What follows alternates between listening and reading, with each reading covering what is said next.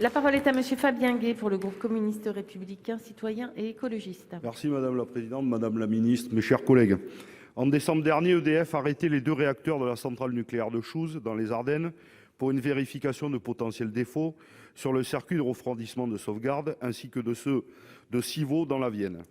Ces arrêts ont entraîné un défaut de production de l'ordre d'1 TWh, mais étaient nécessaires afin d'assurer le refroidissement du cœur du réacteur en cas d'accident. Nous saluons donc ces décisions.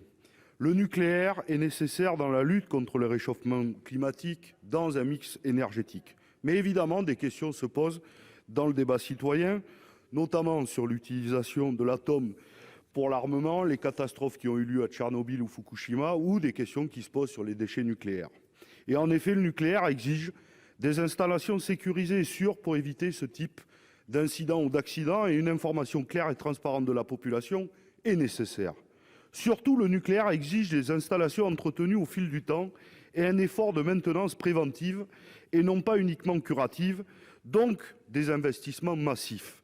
Ce grand carénage nécessite des compétences et des savoir-faire que les gouvernements successifs ont laissé disparaître en mettant à mal le modèle d'entreprise intégrée qu'était EDF, par la privatisation progressive et le recours à la sous-traitance.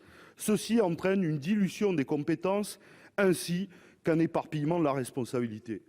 2 questions précises, madame la ministre. Nous devons être à la hauteur de la sécurité de nos concitoyens, tout comme des défis auxquels doit faire face la production d'énergie.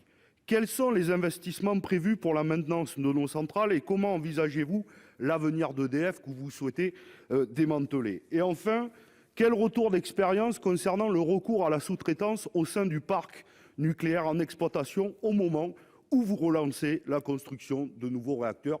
Je vous remercie et je rends les 5 secondes. Merci, cher collègue. Madame la ministre. Merci Madame la Présidente, Mesdames, Messieurs les sénateurs, Monsieur le sénateur Gay, sur cette évolution d'EDF et sur le cadre régulatoire sur le nucléaire et l'hydroélectricité qui demeure nécessaire, je crois que nous partageons ce sentiment. Le gouvernement avait donc demandé au PDG d'EDF de lui faire des propositions relatives à l'organisation du groupe pour dégager à la fois les ressources nécessaires pour répondre aux défis qui s'annoncent dans le cadre d'une entreprise qui soit intégrée et publique.